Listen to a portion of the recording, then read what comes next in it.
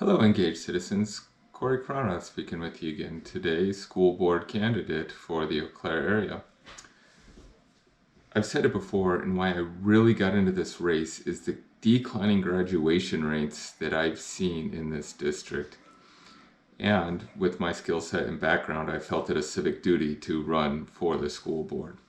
Which you can see here on the screen, starting in 2015, 2016, this bright red one, the big red one, is Eau Claire School District. The graduation rates have downtrended, fallen.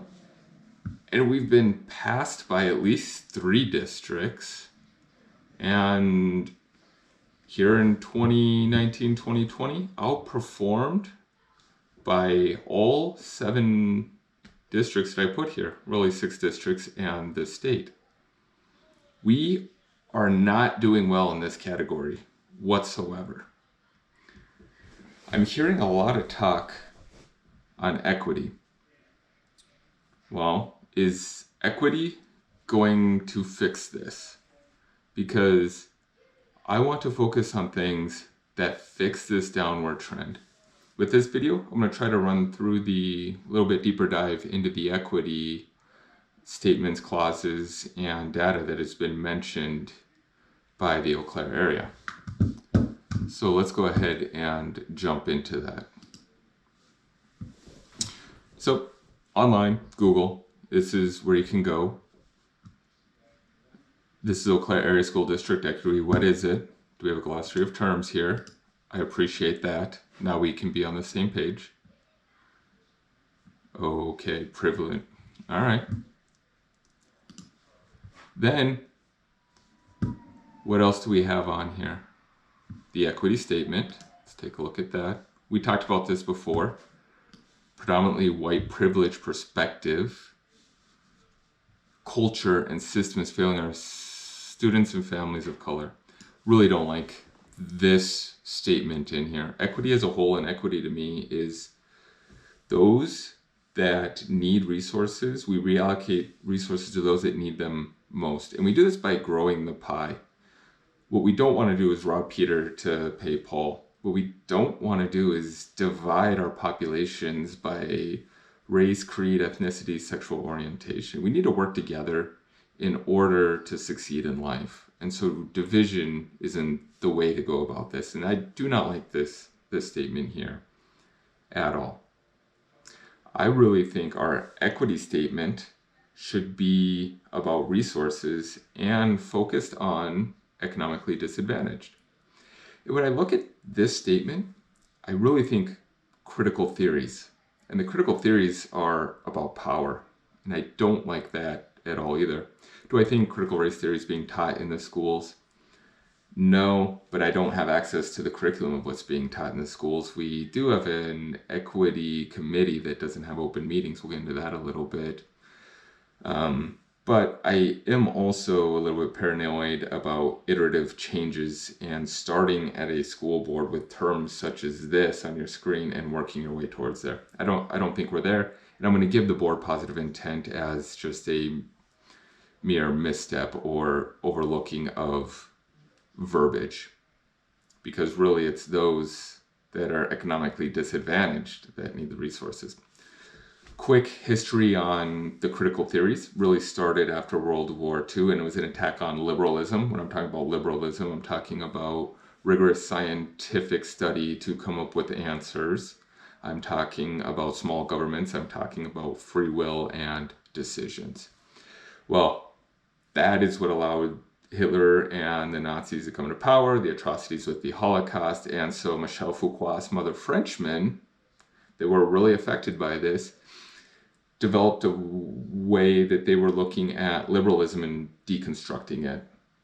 It got some ground in France, came over to the United States through the university system in the 60s, 50s, 60s, was postmodernism, and never really came out of the university. It evolved into the critical theories. So you have critical race theory, you have post-colonization, and you have queer theory. 80s, 90s is when it kind of started taking hold and going up.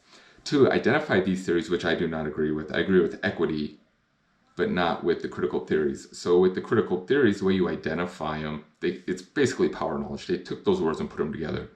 and there's a way you have power. You control the language. So if you are looking at something and definitions keep changing on you, racism isn't what racism used to be, or equity isn't what equity used to be, then you might want to look and see if you're dealing with the critical theory.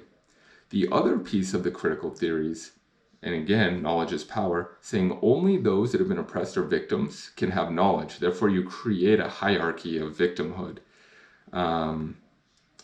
One of the reasons why, when they were speaking, and these are critical theories that I'm not saying it's a Democratic Party, but a non-binary mermaid king queen was elected to speak at the 2020 convention. Victimhood, right? If you're get a point for being oppressed because of the color of his skin, the being non-binary, sexual orientation, right? Those other things kind of creates that. So that's how you can kind of look for critical race theory. The other one is cultural relativism. Cultural relativism just means any data that is, you can't know reality, no one can, and any data that's coming from the culture is inherently racist, so it cannot be used to argue against. Therefore, we no longer have debate and you pull science out of the conversation. Those are the critical theories. I don't think that's happening here. It's just a statement on the screen would lean towards that way. I believe it was an oversight. Let's go ahead and jump into this though. And as I look at this, the district race ethnicity, yep, and this is right from that WISE-DPI data. So agree with that. Why the equity statement? And again, when you look at this, you see that civil rights project at UCLA. It's also was in the equity statement. So I went ahead and pulled that study up so we can take a look at it. Found that study. It's actually on 2011-2012 data, which you can see right here, published in 2015. Found Wisconsin had some of the highest disparities in suspension rates for whites versus blacks across the whole state 10 years ago. So there is that data. I would much rather see the data of our school district specifically on disciplinary actions, which we have and we'll get to in the WISE-. So don't really like that they're using this as evidence. It can show, I guess, historical evidence in the state of Wisconsin, but it doesn't really talk to our district specifically. Then I went to the race of the heartland that we have here. And as you scroll through this, again, it's disparities. We're only looking at black whites, like the Civil Rights Project, black whites, and you're looking at Wisconsin as a whole. And it's data that there are disparities in education is one piece of it. This one specifically looks at 8th grade math rates, and it looks at disciplinary actions, and then goes a little further into work and income and economic disadvantage as a whole. So this is data. It's helpful for the big picture, but not for the Eau Claire Area School District itself. If you go into here, you can go to the full study, and if you want to see the full study, you would click right here on it that goes into it. All right, let's go back. Well, we have, list of equity committee members, so we can see who those members are. So we can know who is on the committee. But we still don't have any of the notes for what's occurring on the committee. All right. The Leader Telegram actually did a story about these meeting notes not being available, as you can see on the screen here. It's a very good article speaking of the things they're going to look at. Return to school plan and survey. The equity committee is looking at the return to school plan and survey. Okay. Spending ESSER funds, or those federal COVID-19 relief funds. The equity committee, whose meeting notes are not available to the public, are going to be looking at this. Okay, where did they get that from? They got from the meeting agenda for this. We'll go ahead and take a look at those later. There was a challenge saying that's not legal. you have to release it because this is a board policy, and where's the oversight if there's no board policy on this committee? If the notes aren't open, the district basically says no, they can do this. Legal experts disagree, and if you want more information on this story, it's right there in the leader telegram, and so we can go ahead and you can read this. What do we have here? So what have they focused on so far? Stephanie Farrar of Eau Claire, name sounds familiar. One of the equity committee members said the committee has so far focused on discussing the equity statement and what the committee will be tasked with. All right, so you have your article here of the leader telegram trying to get information, and they can't get information either. So let's see what we have for their agenda, because they said that's where the information came from. So this is the equity committee agenda for 2021. Under 2022, no agenda, unsure what's going on. What can we find? Can we find anything in here that supports the claims? So don't see much here. What is said here stays here. We would want that to be open. I do not want what's said here stays here. That's concerning with the things that you'll be voting on. ESSER funds, apparently, on the equity statement itself. Let's see here, and safe return to school. Equity Steering Committee. Here it is, ESSER 3 funds presentation. So I guess they're going to be making decisions how to spend that money for loss of learning. Let's go to 18. What do they have here? Again, we see ESSER 3 funds. And September 20th, safe return to school plan survey. Yeah, Leader Telegram did their homework. They came in here and found that same kind of information, so that's concerning. Now let's look at our district specifically, because again, I'm saying that it should be economically disadvantaged and it should be resources, a reallocation of resources, and I really want to grow that pie. Or if someone has excess, to give those reallocated. Do not want to rob Peter to pay Paul. This is just showing that our district, same pie chart we had on that first shot of the ECASD. So here's our district when we look at the economically disadvantaged, right? So our economic status, 2021, this is 21 data, Eau Claire area, 40.2%. And so that number is 4,425 students. So that's a significant number of students.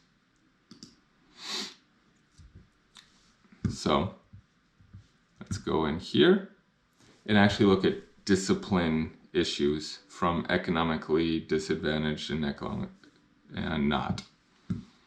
So here you can see what we've had. We've had 30 drug and alcohols, 62 endangering behaviors, 6 weapon related, and 261 other violations. 1.3% of those of the economically not disadvantaged, or 96 incidences, and 6.1% of the economically disadvantaged, so much higher here, 263 incidences. This same data, we can go ahead and group it by race, ethnicity if we want. We can do it by disability status. We can really look and drill down to Eau Claire area school district specifically and where the focus should be. Again, I'm saying we should focus on economically disadvantaged, where our resources go. If we find a population within the economically disadvantaged to clear some obstacles or roadblocks, we can allocate some of those services over there. But the focus should not be black-white. It should not be on color of skin or race, creed, ethnicity, sexual orientation, because those things kind of divide us. Let's start with economic disadvantage, and anyone in that situation will probably face these same issues, so it doesn't matter. As the proportions change within there, we can still have the right solutions in place. So here, again, we're looking at all the violations, same numbers. This is total violations that occurred. So it's 7.7%, but we really need to look at these absolute numbers too. So there are 5 incidences. The rule of small numbers just means the highest percentages and lowest percentages will be in those with small numbers. Asian 6 incidences, Black 37 incidences. You can see that percentage is the highest. So it still does show that there is correlation and maybe a problem with disciplinary actions in this community, but why is there a problem? And then how do we clear the obstacles or give the resources to correct the problem? But 38 incidences in Hispanics and 51 incidences in 2 or more. So if you were gonna focus on a minority, 2 or more in Hispanics, right? That's 38 and 51. That's 89 incidences that you could reduce versus 37, 3 times more. Whites, 222 incidences. So absolute number is still the highest with the white population, but they also have the largest percentage. So this is my pitch to, yes, we need an equity statement. Yes, it needs to be revised. Yes, the meeting minutes need to be open and transparent so the public, those that pay for the school, can see them and comment, so we don't cut out the voice of the teachers, the parents, and the rest of the public. And yes, if I'm elected to the school board, I will ask for a revision of the equity statement, not a repeal, a revision of the verbiage within it. If you like what you see, vote me, Doc C, for ECASD. Thank you.